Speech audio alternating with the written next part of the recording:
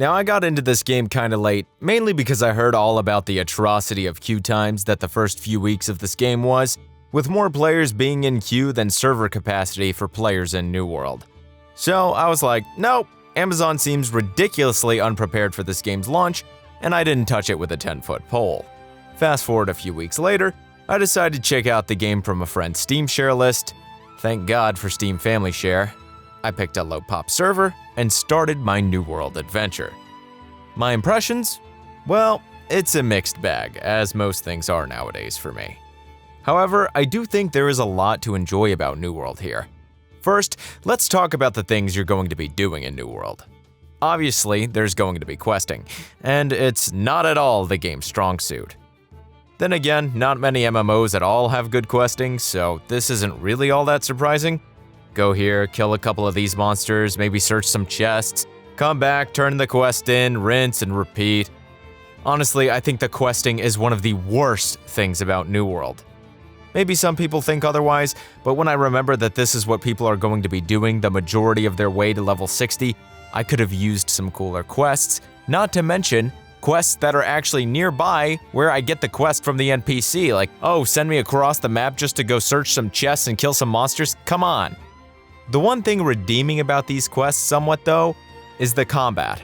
A lot of people say the combat is simplistic and not really revolutionary, and while I would agree with part of that, I will take action-oriented combat any day over some tab targeting garbage or a skill rotation.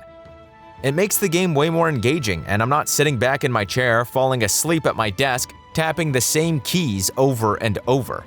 Using the bow and spear as my primary and secondary weapons? Whew! Tell me that what you're seeing right now is not complete badassery. I mean, a skill where you jump back in the air and let an arrow fly? Give me a bow and arrow, call me legalist, call it a freaking day, okay? That's too badass of a skill to not go ahead and main the weapon. Or if you want to play completely ranged a la Shroud, go with bows and muskets as your primary and secondary. There's a lot of gameplay variety here with all of the different weapon types, and you can pick and choose a playstyle that really caters how you want to play New World. And I loved that aspect of the game. By extension, the PvP in New World is pretty fun as well. The scaling could use some work, as if you're flagged for PvP and a higher level player sees that and wants to ruin your day, he totally can, and there's really not much you can do about it. A lot of people run together and gank in groups, so if you play solo, that's gonna be a problem. Still, if you're skilled enough, you can definitely beat higher level players, which is definitely a sign of a good combat system. With that being said, the open world PvP doesn't serve that much of a purpose, outside of giving you a 10% EXP boost as a reward for having it on while doing quests or PvP missions. You do get a piece of loot after killing a player, but I wish there was more of an incentive to encourage more people to have the PvP flag on, because I honestly didn't encounter many other players that had PvP enabled, and it's a bit of a shame. And even if you don't care about all that stuff I just mentioned, just running around the world in New World, and maybe doing some fishing, chopping down trees, crafting, cooking, mining, smelting, there's so much to do here that it can result in a really great way to just end your day leveling up your gathering skills while watching videos on YouTube or whatever. I used to laugh when people talked about doing that, as it's like, why not just watch videos if you're not going to really play the game? But it can be nice to have something on in the background as you're just chilling doing menial tasks. The graphics definitely help with the immersive aspect, and the sound design can be nice whenever you're in the forest and you can hear the birds and the chopping of the tree.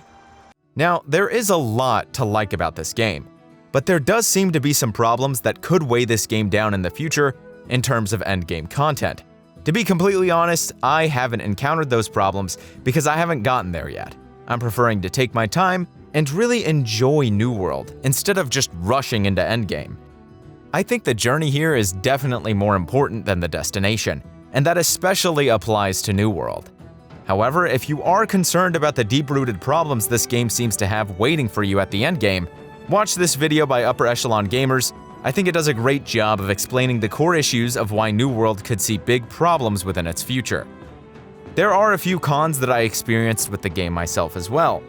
Firstly, having to use Azoth to fast travel to different areas I think is infinitely stupid, especially when there's a cap to how much Azoth you can currently have at any one moment.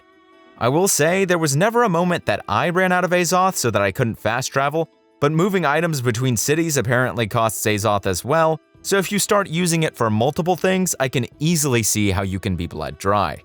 There is a caveat because at least you can earn Azoth by doing corruptions, which become available to you around level 25. Still, locking fast travel behind Azoth is still a bad move, especially when we consider that there are currently no mounts in New World, which makes this game Running Simulator 2021, especially with how spaced out the quest progression is. So be ready for that if you do decide to purchase the game.